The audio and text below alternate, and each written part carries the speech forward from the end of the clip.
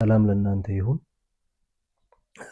ሰሞኑን እንግዲህ በዓለም አቀፍ ደረጃ ፕሬዚዳንት ትራምፕ በአንድ ሚዲያ ላይ ወጥተው የሰጡትን ሀሳብ ተከትሎ ስለ ዩፎ ማለት ነው ዓለም አቀፍ ሚዲያዎች ትኩረታቸው ስለ እነዚህ ስለ ዩፎ ወይንም ደግሞ ባዕድ ፍጥረት ተብለው ስለሚጠሩት ሆኗል። ይህን ተከትሎ ብዙ ትንታኔዎች እየተሰጡ የሚገኝ ሲሆን አንዳንዶች ደግሞ መጽሐፍ ቅዱስ ያልተናገረበት ጉዳይ የለም ከሚል ሐሳብ መነሻነት ስለ እነዚህ ባዕድ ፍጥረቶች በመጽሐፍ ቅዱስ ከተገለጡ አንዳንድ ምስጢራት ጋር በማገናኘት ዩፎ በመጽሐፍ ቅዱስ ውስጥ እንዴት ባለ መንገድ እንደተገለጹ ለማስረዳት እየሞከሩ ይገኛሉ። ዛሬ በቆይታችን ከኔ ጋር በእውነት መጽሐፍ ቅዱስ ስለ ዩፎ ምን ይላል፣ እውነት እነዚህ ትንታኔ የሚሰጡ ሰዎች በተለይ ደግሞ እነዚህ አራቱ እንስሳዎች ተብሎ የተገለጹ ኪሩቤልንና በዙፋኑ በመንበሩ ዙሪያ ለእግዚአብሔር ምስጋና የሚያቀርቡ ሱራፌል የተገለጹበትን መንገድ በመከተል ሰፊ ትንታኔ እየተሰጠ ይገኛል። እውን ዩፎ እነዚህ ልዩ ፍጥረቶች ብለው እየጠሯቸው ያሉት በመጽሐፍ ቅዱስ የተገለጹ እነዚህ አርባዕቱ እንስሳዎች ተብሎ የተገለጹ ልዩ ፍጥረቶች ብለው የሚናገሩላቸው እውነታ አለው ወይስ የለውም? አንዳንዶች ደግሞ በመጽሐፍ ቅዱስ ከወደቁት መላእክት ጋር በማገናኘት እንዲሁም አንዳንድ ክፍሎች ላይ ልዩ ፍጥረት የሚል ኃይለ ቃል ስላለ እሱም መነሻ በማድረግ ትንታኔ እየሰጡ ይገኛሉ። ለዛሬ ከኪሩቤልና ከሱራፌል ጋር በተያያዘ ከዩፎ ጋር የሚያገናኛቸው ነገር ምንድን ነው የሚለውን በቆይታችን እንመለከታለን። እንግዲህ ለመነሻነት ዩፎ የሚለው ቃል ምን አይነት ትርጉም ነው ያለው የሚለውን በማየት እንጀምር። በስያሜ ደረጃ ዩፎ የሚለውን ቃል አንአይደንቲፋይድ ፍላይንግ ኦብጀክት ብለው ይጠሩታል። እርሱም በራሪ ናቸው፣ ግን ደግሞ ፈጣን ከመሆናቸው የተነሳ እንዲህ ናቸው ተብሎ በሳይንሳዊ መንገድ መደብ ያልተሰራላቸው የማይገለጹ ባዕድ ፍጥረቶች እንደሆኑ የሚገልጽ ቃል ነው። ይህን መረጃ የአሜሪካው ፕሬዚዳንት ዶናልድ ትራምፕ በአንድ ሚዲያ ወጥተው ከሰጡና በተከታታይነት በመከላከያ ሚኒስትራቸው የተያዙ በርካታ ሰነዶችን እነሱን በሚመለከት በቅደም ተከተል ለዓለም ይፋ ሊሆኑ እንደሚችሉ መናገራቸው ይታወቃል። ታዲያ ይህን ተከትሎ የተለያዩ አካላት ስለ እነዚህ ባዕድ ፍጥረቶች የተለያየ መላምት ትንታኔ እየሰጡ ይገኛሉ። ከነዚህ መካከል እነዚህ ዩፎ ተብለው የሚጠሩት በመጽሐፍ ቅዱስ ተገልጸዋል። እነሱም እንስሶች ተብለው የተገለጹ አሉ። በተለያየ መንገድ በመጽሐፍ ቅዱስ የተገለጡ ምስጢራት ጋር በማገናኘት ለማብራራት ይሞክራሉ። ከነዚህም መካከል ኪሩቤል እና ሱራፌል ወይንም ደግሞ በመጽሐፍ ቅዱስ ውስጥ ትንቢታዊ ቀለምሲሳዊ መጻሕፍት ናቸው ተብሎ የሚታወቁት በመጽሐፈ ሕዝቅኤል፣ በትንቢተ ሕዝቅኤል፣ በትንቢተ ኢሳይያስ እና በዮሐንስ ራእይ በሰፊው ተገልጾ ይገኛል። ታዲያ እነሱ የተገለጹበት መንገድ ከነዚህ ፍጥረቶች ጋር ምን አገናኘው? እውነት መጽሐፍ ቅዱስ እነሱ እንደሚሉት ስለነዚህ ዩፎ ተብሎ በዓለም አቀፍ ደረጃ እየተነገረላቸው ስላሉት ተናግሯል ወይ የሚለውን ከመጽሐፍ ቅዱስ እውነት ጋር በማገናኘት ለማየት እንሞክራለን። ይህ እነሱን በሚመለከት መጽሐፍ ቅዱስ ምን ተናግሯል? እውነትም የተጠቀሱ ክፍሎች አሁን ከሚነገርላቸው አካላትና እውነት ጋር የሚያገናኛቸው ነገር አለ ወይ የሚለውን፣ ለምንስ ተጠቀሱ የሚለውን ለመመልከት እንሞክራለን። ተከታታይነት ይኖረዋል። ስለዚህ ሰብስክራይብ በማድረግ ለብዙዎችም ደግሞ እንዲደርስ በማጋራት በዚህ በቆይታችን አብራችሁ እንድትሆኑ ጠይቃለሁም። በቀዳሚነት እነዚህ እንስሶች ተብሎ የተገለጹት ፍጥረቶች ምንድን ናቸው? መጽሐፍ ቅዱስ ስለነሱ የሚናገረው ነገር ምንድን ነው? ቀደም ሲል እንደነገርኳችሁ በታላቁ በመጽሐፍ ቅዱስ ውስጥ አቡቀለምሲሳዊ ወይንም ደግሞ ትንቢታዊ ይዘት ያላቸው የመጽሐፍ ቅዱስ ክፍሎች አሉ። ስለነዚህ ስለ እንስሶች ወይንም ደግሞ ስለ ኪሩቤል እና ስለ ሱራፌል በስፋት በትንቢተ ሕዝቅኤል፣ በትንቢተ ኢሳይያስ እና በዮሐንስ ራእይ በሐዲስ ኪዳን በሰፊው ተጠቅልጸው እናገኛለን። ይሄ ማለት በሌላ ክፍል ላይ ስለ ኪሩቤል አልተነገረም ማለት አይደለም። ኦሪት ዘፍጥረትም ስናነብ የምናገኘው ቃል አለ። መዝሙረኛው ቅዱስ ዳዊት እግዚአብሔር በኪሩቤል ላይ ይበራል ብሎ ይናገራል። በሐዲስ ኪዳንም በዕብራውያን መልእክቱ የተወደደው ሐዋርያ ቅዱስ ጳውሎስ ምዕራፍ 9 ላይ የክብሩ ኪሩቤል ብሎ ይጠራቸዋል። ምንድናቸው እነዚህ አካላት የሚለውን በቆይታችን እንመለከታለን። እሱን ከማየታችን በፊት መጽሐፍ ቅዱስ ላይ የተገለጸው ወይንም እነዚህ አካላት መነሻ አድርገው የሚናገሩባቸውን ክፍሎች ከማንበብ እንጀምር። የመጀመሪያ የምናደርገው ነቢየ እግዚአብሔር ቅዱስ ሕዝቅኤል ስለ እነዚህ አካላት ሲናገር የተናገረውን በማንበብ ነው የምንጀምረው። እንዲህ ይላል። ትንቢተ ሕዝቅኤል ምዕራፍ 1 ከቁጥር 5 አንስተን ስናነበው ያው ንባቡን አጠር ለማድረግ ነው እንጂ ወደ ላይ መለስ ብለን ስንመለከት በ30ኛው ዓመት በ4ኛው ወር ከወሩም በ5ኛው ቀን በኮቦር ወንዝ በምርኮኞች መካከል ሳለሁ ሰማያት ተከፈቱ፣ የእግዚአብሔርንም ራእይ አየሁ ይላል።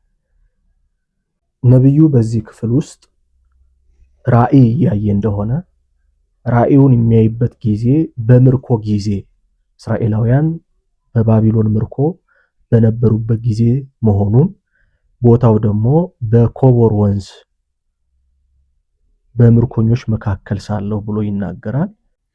የእግዚአብሔርም እጅ በዚያ በእኔ ላይ ሆነች፣ እኔም አየሁ፣ እነሆም ከሰሜን በኩል አውሎ ነፋስና ታላቅ ደመና የሚበርቅም እሳት መጣ፣ በዙሪያውም ጸዳል ነበረ፣ በመካከልም በእሳት ውስጥ የሚብለጨለጭ የወርቅ ምስያ ነበረ፣ ከመካከልም የአራት እንስሶች አምሳያ ወጣ።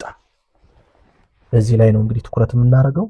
ከመካከልም የአራት እንስሶች አምሳያ ወጣ፣ መልካቸውም እንደዚህ ነበረ፣ ሰውም ይመስሉ ነበር፣ ለእያንዳንዱም አራት ፊት፣ ለእያንዳንዱም አራት ክንፍ ነበሩት፣ ለእያንዳንዱም አራት ክንፍ ነበሩት። እግሮቻቸውም ቀጥ ያሉ እግሮች ነበሩ፣ የእግራቸውም ኮቴ እንደ ጥጃ እግር ኮቴ ነበር፣ እንደ ተወለወለ ናስም ይብለጨለጭ ነበር። በክንፎቻቸውም በታች በእያራቱ ጎናቸው እንደ ሰው እጅ ነበረ። ለአራቱም እንደዚህ ያሉ ፊትና ክንፍ ነበሯቸው። ክንፎቻቸው እርስ በርሱ የተያያዘ ነበር፣ ሲሄዱም አይገላመጡም ነበር። እያንዳንዱም ፊቱን አቅንቶ ይሄድ ነበር። የፊታቸውም አምሳያ እንደ ሰው ፊት ነበረ። ለአራቱም በስተቀኛቸው እንደ አንበሳ ፊት፣ በስተግራቸውም እንደ ላም ፊት ነበራቸው። ለአራቱም ደግሞ የንስር ፊት ነበራቸው እያለ ስለነዚህ አርባዕቱ እንስሳ ብለን ስለምንጠራቸው ስለ አራቱ እንስሶች ይናገራል ነብዩ። እዚህ ክፍል ላይ ብቻ ሳይሆን ወደፊት ምዕራፍ 10ም ላይ እንስሶችን አየሁ ብሎ የገለጻቸውን ደግሞ በስም ጠቅሶ ይናገራል። ምን በማለት እኔም አየሁ፣ እነሆም በኪሩቤል ራስ ላይ ባለው ጠፈር በላያቸው እንደ ሰምፔር ድንጋይ ያለ ዙፋን የሚመስል መልክ ተገለጠ። በፍታም የለበሰውን ሰው በመንኮራኩሮቹ መካከል ከኪሩቤል በታች ግባ፣ ከኪሩቤልም መካከል ካለው እሳት ፍም እጅህን ሙላ፣ በከተማይቱም ላይ በትናት ብሎ ተናገረ ይላል። ይሄ በነብዩ ሕዝቅኤል የተነገረው ክፍል ሲሆን በዙፋኑ ዙሪያ ደግሞ እግዚአብሔርን ስለሚያመሰግኑት ስለነዚህ ስለ ሱራፊል ደግሞ ኪሩቤልና ሱራፊል ናቸው። በጸወርተ መንበር በዙፋኑ ዙሪያ ደግሞ ምስጋናውን የሚያቀርቡት እነሱ ስለሆኑ ስለነሱ ደግሞ ሲናገር ምን ይላል ነብየ እግዚአብሔር ቅዱስ ኢሳይያስ? ንጉሱ ኦዚያን በሞተበት ዓመት እግዚአብሔርን በረጅምና ከፍ ባለ ዙፋን ላይ ተቀምጦ አየሁት። የልብሱም ዘርፍ መቅደሱን ሞልቶ ነበር። ሱራፊልም ከእርሱ በላይ ቆመው ነበር። ለእያንዳንዱም 6 ክንፍ ነበረው። በሁለት ክንፍ ፊቱን ይሸፍን ነበር፣ በሁለቱም ክንፍ እግሮቹን ይሸፍን ነበር፣ በሁለቱም ክንፍ ይበር ነበር። አንዱም ለአንዱ ቅዱስ ቅዱስ ቅዱስ የሰራዊት ጌታ እግዚአብሔር ምድሩን ሁሉ ከክብሩ ተሞልታለች እያለ ይጮህ ነበር ይላል። ሌላው በተመሳሳይ ሁኔታ ከነቢየ እግዚአብሔር ቅዱስ ሕዝቅኤል ጋራ ተመሳሳይ በሆነ መንገድ ደግሞ ባለ ራእዩ ቅዱስ ዮሐንስ ነው ይህንን የነገረን የዮሐንስ ራእይ ምዕራፍ 4 ከቁጥር 1 አንስታችሁ እስከ 11 ድረስ ሙሉውን አንብቡት እናንተ። ይሄ ስለ ኪሩቤል ጾርተ መንበር ወይንም መንበሩን ስለሚሸከሙት በመንበሩ ዙሪያ ደግሞ ምስጋናውን ስለሚያቀርቡት ስለ ሱራፊል የተነገረ ነው። የመጽሐፍ ቅዱሶቹን ክፍሎች ሙሉውን ልናነባቸው አንችልም ከጊዜ አንጻር። እናንተ ግን እነዚህን የሰጧቸውን ክፍሎች ሙሉውን አንብቡት እንድትረዱት።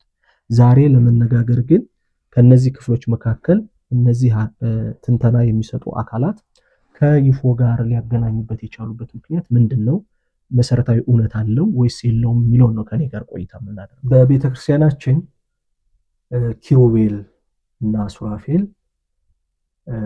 በመጽሐፍ ቅዱስ በሰፊው አገልግሎታቸው በተገለጹበት መንገድ የሚጠቀሱ ክፍሎች ናቸው። እነዚህ ነቢዩ ሕዝቅኤል የተናገረው አራቱ እንስሶች የተገለጹበት መንገድ ምንድን ነው የሚያሳየው? ማንነታቸውስ ምንድን ነው? በዚህ መንገድስ ሊገለጹ የቻሉበት ምክንያት ምንድን ነው? ከይፎ ጋር የሚያገናኛቸውስ ነገር አለ ወይ የሚለው ነው በመሰረታዊነት የምንመለከተው። እንግዲህ ነቢዩ ሕዝቅኤል እንደነገረን እያየ ያለው ራእይ ነው። በራእዩ ደግሞ የእግዚአብሔርን መንበር የተሸከሙ አራት እንስሶች ብሎ እነዚህ አራት እንስሶች በአራቱም የመንበሩ ማዕዘን አራት መልክ ያላቸው አራት ክንፎች ያሏቸው እንደሆኑ ይነግረናል። አንደኛው ገጽ በፊት ለፊት የሚታየው የሰው ሲሆን በቀኝ በኩል የአንበሳ፣ በግራ በኩል ደግሞ የላም፣ በአራተኛው አቅጣጫ በኩል ደግሞ የንስር ምስል እንዳለ ይናገራል። እነዚህ ምክንያቱ ምንድን ነው ካልን የመጀመሪያው እነዚህ ፍጥረቶች እነዚህ አካላት ባለራእዮቹ የተገለጹበት መንገድ ነው የዘገቡልን ያስቀምጡልን። ምን ማለት ነው በተገለጹበት መንገድ ማለት ካልን በቤተ ክርስቲያናችን መላእክት እንደምታውቁት በቅዱሳት ስዕላት ትውፊት የሰው መልክ ኑሯቸው እንዲሳሉ ይደረጋል። መልአኩ ቅዱስ ገብርኤል፣ መልአኩ ቅዱስ ሚካኤል፣ መልአኩ ቅዱስ ሩፋኤል በስም የምናውቃቸው በቅዱሳት ስዕላት ደግሞ በሰው መልክ እንደ ሰው ጆሮ፣ አንደበት፣ ፊት፣ ገጽ ኑሯቸው፣ እጅ ኑሯቸው፣ እግር ኑሯቸው ይሳላሉ። እንደ ነገስታት ዙፋን ላይ ተቀምጠው እንደ ጦረኛ በአንድ እጃቸው ስለት ጦር በአንድ እጃቸው ደግሞ የመስቀል ምልክት ይዘው ይሳላሉ። ይሄ የሆነበት ምክንያት እንደ ሰው መልክ አላቸው፣ እንደ ሰው ግዘፍ አካል አላቸው ማለት አይደለም።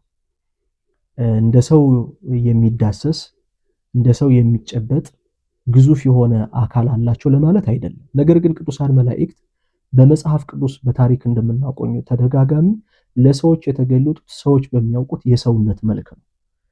ስለዚህ መላእክት በወንድ ገጽ አካላዊ በሆነው ግዘፍ አካል መልክ መሳላቸው ልክ እንደኛ የሚዳስስ እጅ የሚራመድ ግዘፍ ያለው እግር አላቸው ማለት አይደለም። ግን ይሄ የተገለጹበት መንገድ ስለሆነ በተገለጹበት መንገድ መላእክት ተስለዋል። በራእዩም ውስጥ ባለራእዮቹ እነዚህን የተመለከቷቸው በተገለጹበት መንገድ ነው። ምን ማለት ነው? መንበሩን የሚሸከሙት ኪሩቤል ለባለራእዮቹ ሲገለጹ እነዚህን አራት መልኮች ይዘው ነው የተገለጹት እንጂ እነዚህ አራት መልኮች በአካላዊ ግዘፍነት እነዚህ አካላት አላቸው ማለት አይደለም። በተገለጹት መንገድ ተናገሩ ማለት የተገለጹበት መንገድ ያ ማንነታቸው ነው ማለት አይደለም።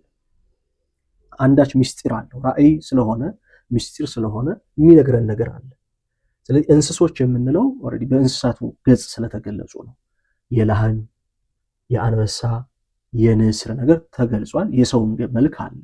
ይሄ የተገለጹበት መንገድ እንጂ የነሱ ማንነት ወይንም እንደኛ አካላዊ ናቸው የሚዳሰስ ግዘፍ አካል አላቸው ማለት አይደለም። አካላዊ ናቸው ስንል አካላቸው ረቂቅ ነው እንደኛ ግዙፍ አይደለም ማለታችን ነው።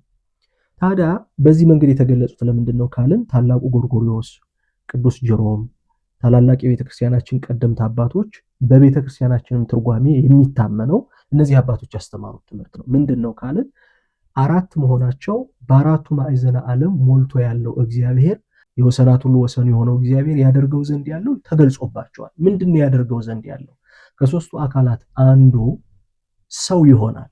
ስለዚህ በእነዚህ ኪሩቤል አንዱ ከአራቱ መልክ አንዱ ገጽ የምን ገጽ ነው ካል ገጽ ሰብ ነው። ለምን?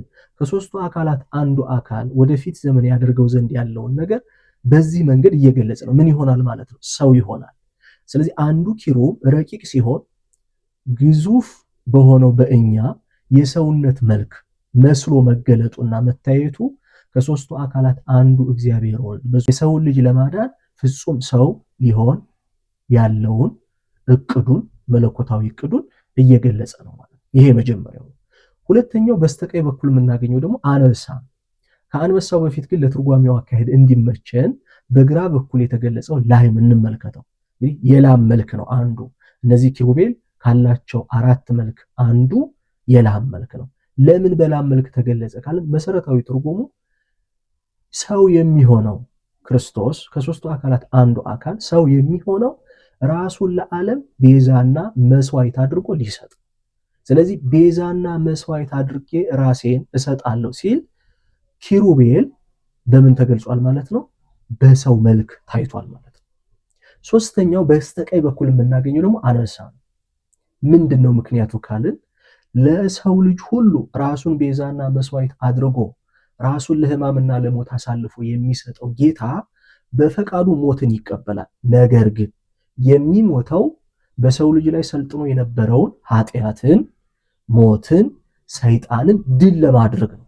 አንበሳ ድል አድራጊ፣ አሸናፊ፣ ሰባሪ እንደሆነ ክርስቶስ በሞቱ እነዚህን ነገሮች ድል አድርጓል። ኃጢአትን፣ ሞትን፣ ዲያብሎስን፣ ሰይጣንን። ስለዚህ በሞቱ ሞትን ድል ያደረገ ኃያል አምላክ ኃያል ጌታ ስለሆነ በአንበሳ መልክ እንደ በግ የተሰዋ እንደ አንበሳ ደግሞ ድል አድርጎ የተነሳ ነው። በዚህ ምክንያት እነዚህ ኪሩቤል ከተገለጹባቸው መንገዶች መካከል አንዱ የአንበሳ መልክ ነው። አራተኛው ንስር ነው። ንስር ነው እንግዲህ ንስር እንደምታውቁት ከምድር በላይ ከደመና በላይ ከፍ ብሎ የሚበር የወፍ አካል ሲሆን ከፍ ብሎ መብረሩ ጌታችን ፍጹም ሰው ሆኖ የተገለጠው ራሱን ቤዛና መስዋዕት አድርጎ ለዓለም የሰጠው የሞተው ሞትን ድል አድርጎ ደግሞ በሦስተኛው ቀን የተነሳው ያርጋል። ስለዚህ ንስር ከፍ ብሎ እንደሚበር እግዚአብሔር አምላካችን በምስጋና ከፍ ከፍ ብሎ ያርጋል። ከምድር ከፍ ባልኩ ጊዜ ሁሉም ወደ እኔ ስባለሁ ብሎ የተናገረበት አንዱ ምክንያት ወደ ታች የወረደው ወደ ላይ በወጣ ጊዜ ሁሉን ምድራዊ የሆነውን አካል ሁሉ ሰማያዊ ያደርጋል። ስለዚህ እርገቱ ነው ንስር ተብሎ የተገለጸበት አንዱ ኪሩቤል ምን እያለን ነው? የወረደው የተወለደው ሕማምና ሞት የተቀበለው ሞትን በሞቱ ድል አድርጎ የተነሳው ያርጋል። ይሄ በአንዱ ኪሩብ ገጽ ያደርገው ዘንድ ያለው ነገር እየተነገረ እየተገለጸ ነው ማለት ነው። ይሄ በቤተክርስቲያናችን የታመነ ትምህርት ነው። ይሄም ብቻ ሳይሆን ግን ሌላ ትርጉምም ሌላ ምስጢርም አለው። ምንድነው ካልን እነዚህ አራቱ እንስሶች መስለው በተገለጹባቸው መልኮች የሚያደርጉትን ነገር እየነገሩን ነው። አንዱ ኪሩብ በሰው መልክ መገለጡ ለሰው ልጆች ሁሉ ጸሎትን የሚያደርግ የሰው ልጆችን የሚጠብቅ መሆኑን፣ አንዱ በአንበሳ መልክ መገለጡ አራዊትን የሚጠብቅ ለአራዊት የሚጸልይ መሆኑን፣ አንዱ በላም መልክ መገለጡ እንስሳትን የሚጠብቅ ለእንስሳት የሚጸልይ መሆኑን፣ አንዱ ደግሞ በንስር መልክ መገለጡ ለአዋፋት የሚጸልይ አዋፋትን የሚጠብቅ መሆኑን እግዚአብሔር ፍጥረቱን ሁሉ ቸል የማይል አምላክ ስለሆነ በእነዚህ ሁሉ ፍጥረቶች የእርሱ ጥበቃ አለ። ጥበቃው የሚገለጥባቸው ደግሞ የእግዚአብሔር መላእክት ኪሩቤል ናቸው። ስለዚህ በመላእክት ዘንድ ያለውን አገልግሎት እየነገሩን ነው ማለት ነው። በእነሱ ዘንድ ያለውን አገልግሎት እየነገሩን ነው። ይሄ ልናስተውለው የሚገባ መሰረታዊ ነገር ነው። ስለዚህ ኪሩቤል ማናቸው ካልን ረቂቃን የሆኑ የእግዚአብሔር መላእክት ናቸው። ሱራፌል ማናቸው ካልን ምስጋናውን ሳያቋርጡ የሚያቀርቡ ቅዱስ ቅዱስ እያሉ የሚያመሰግኑት የእግዚአብሔር መላእክት ናቸው። በዕብራውያን መልእክቱ የተወደደው ሐዋርያ ቅዱስ ጳውሎስ ምዕራፍ 1 ላይ የመጨረሻው ቁጥር ስንመለከት መላእክቱን ነፋስ እሳት የሚያደርግ ሁሉ ምን ይላል? ስለ ረቂቅነታቸው ነው እየተናገራል። መዝሙረኛው የተናገረውን መዝሙር ነው አንስቶ እየተናገረ ያለው። ማን ናቸው ካልን ከምናውቃቸው ከረቂቃን መላእክት መካከል የከበሩ የሚገለጥበትን የክብሩን መንበር የሚሸከሙ የከበሩ መላእክት ናቸው። ሱራፌል ምስጋናውን የሚያቀርቡ ቅዱስ ቅዱስ የሚሉ በራእዩ እንደተመለከትነው 24 ሽማግሌዎች ተብሎ ተገልጸዋል። እግዚአብሔርን ቅዱስ ቅዱስ እያሉ ያመሰግኑታል። ኢሳይያስም እንደነገረ እግዚአብሔርን ቅዱስ ቅዱስ እያሉ ያመሰግኑታል።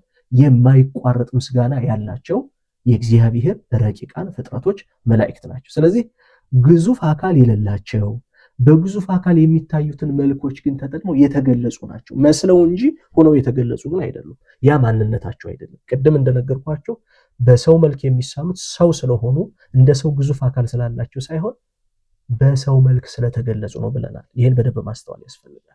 ይሄ በቤተክርስቲያናችን የታመነው ትምህርት። ስለዚህ ከቁስ አካል ጋር ተገናኝተው የሚነገሩበትና የሚነጻጸሩበት ምክንያት ሊኖር አይችልም ማለት ነው።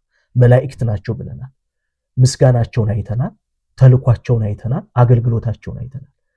በኦሪት ዘፍጥረት ምዕራፍ 3 ላይ አዳም ከገነት ከወጣ በኋላ የእግዚአብሔር መልአክ ኪሩቤል ነው እንዲጠብቅ ገነትን የተላከው። መላእክት ናቸው ስንል ምን እያልን የሚላክ ማለታችን ነው። የሚላኩ ናቸው ምን በለዋልና ልክ ገነትን ይጠብቅ ዘንድ ከእግዚአብሔር የተላከው ኪሩብ ሰይፉን መዞ የገነትን በር እንደጠበቀ የሚያመሰግኑ ናቸው። ቅዱስ ቅዱስ ብለው ያመሰግኑታል። ደግሞ ቃዋሚያን ናቸው። እኔ በእግዚአብሔር ፊት የምቆመው እንዳለ ቅዱስ ገብርኤል መላእክት ናቸው። መላእክት ለመሆናቸው ብዙ ማረጋገጫዎች አሉ። እነዚህ መሰረታዊያን ናቸው። መቆማቸው፣ በፊቱ ማመስገናቸው፣ ፈቃዱን ሊፈጽሙ መላካቸው የእግዚአብሔር መላእክት መሆናቸውን እንድናረጋግጥ ያደርገናል። ስለዚህ ከቁሳዊ አካል ጋር ተነጻጽረው ሊነገሩበት የሚችሉበት ምክንያት አይኖርም ማለት ነው። ሌላው ተጨማሪው አብረን የምናየው ምንድነው? አይኖች የሞሉባቸው ናቸው የሚል እናገኛለን። ነቢየ እግዚአብሔር ቅዱስ ሕዝቅኤልም መንኮራኩር አለ።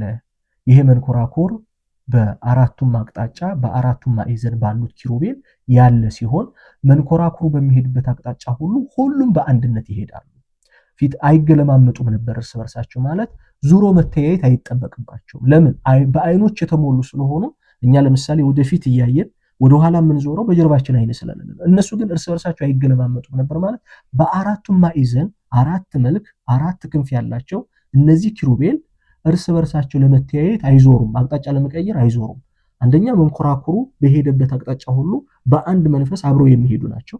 ሁለተኛ አይኖች የሞሉባቸው ስለሆኑ አንዱ አንዱን ለማየት አይዞርም። ይሄ ምንድን ነው የሚያመለክተው?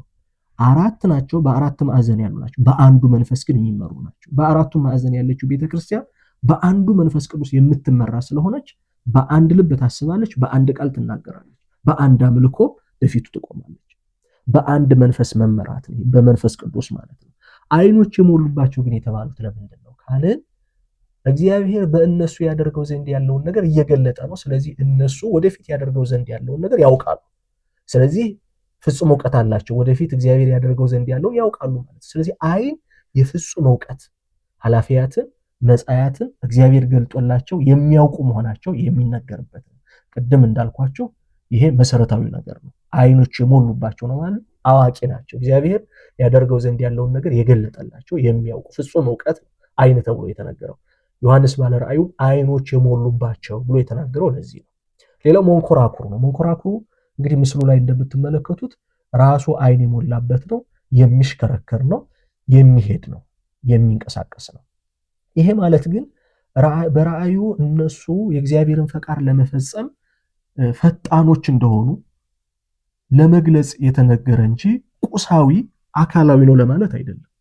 መንኮራኩሩ ከቦታ ወደ ቦታ በፍጥነት እንደሚሄድ እነዚህ መንበሩን የሚሸከሙ ኪሩቤል የእግዚአብሔርን ፈቃድ ለመፈጸም ቀንና ሌሊት የማያርፉ መሆናቸውን ፈጣኖች መሆናቸውን የሚናገር ተልኮ ለመፈጸም ፈጣኖች መሆናቸውን ለማሳየት የተነገረ እንጂ ቁሳዊ አካላዊ ሽክርክሪት ነው፣ ቁሳ አካላዊ ነገር ነው ብለን እንድንናገር የሚያስችል አይደለም ማለት ነው። ታዲያ ይህንን ካየን ከይፎ ጋራ ሊያገናኛቸው የቻለው ነገር ምንድን ነው?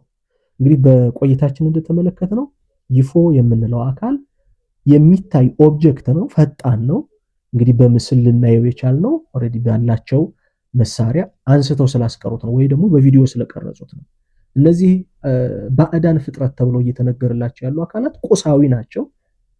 መላእክት ደግሞ ቁሳ አካላዊ አይደሉም። የሚጨበጥ የሚዳሰስ ግዘፍ ያለው ማንነት የላቸውም። ረቂቃን ናቸው፣ ህልዋን ናቸው፣ ፈጣኖች ናቸው። መላእክት። ስለዚህ እነዚህ ባዕድ ፍጥረቶች ከነዚህ ከከበሩ መላእክት ጋር ተገናኝተው ሊነገሩበት የሚችሉበት ምንም አይነት መጽሐፍ ቅዱሳዊ መሰረት የለውም ማለት ነው። ይሄን በደንብ መረዳት ያስፈልጋል። ታዲያ ከዚህ በሚቀጥለው ቪዲዮአችን አስከትለን ቀሪ ጉዳዮችን የምንመለከት ይሆናል። ለዚህ ቤት አዲስ እንግዳ የሆናችሁ ሰንበት ቲዩብን ሰብስክራይብ አድርጉ። እንደዚህ ያሉ ወቅታዊ ጉዳዮችንም ከሃይማኖት ጋር ከመጽሐፍ ቅዱስ ጋር የሚገናኙ ሌሎችንም ትምህርቶችን እንማማራለን። ሰብስክራይብ ማድረጋችሁን፣ ላይክ ማድረጋችሁን፣ ሼር ማድረጋችሁን እንዳይረሳ። በቀጣይ ክፍል የዚህን ሁለተኛውን ክፍል ይዤላችሁ የምቀርብ ይሆናል። አምላካችን እግዚአብሔር ከሁላችን ጋር ይሆን። ሰላም ሁኑ።